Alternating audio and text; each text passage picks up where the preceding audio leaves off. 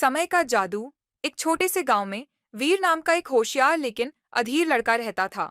उसे हर चीज जल्दी करनी होती थी, खेलना, खाना, दौड़ना, यहाँ तक कि जवाब देना भी। लेकिन उसकी यह आदत अक्सर उसे मुश्किल में डाल देती। एक दिन गांव के बड़े पेड़ के नीचे एक बूढ़े बाबा बैठे थे। उन्होंने वीर को रोका और कहा, बेटा, जीवन में सही समय पर रुका जाए तो चमत्कार हो सकता है।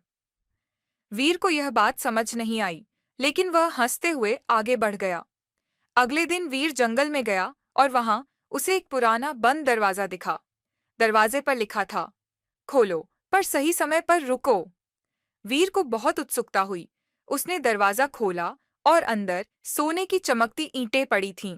उसकी आंखें चमक उठीं, लेकिन तभी जैसे ही उसने सारी ईंटें उठाने की कोशिश की, अचानक एक भारी पत्थर का दरवाजा गिरने लगा।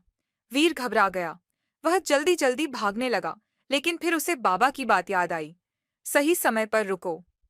उसने फौरन एक कदम पीछे लिया और सांस रोके खड़ा रहा।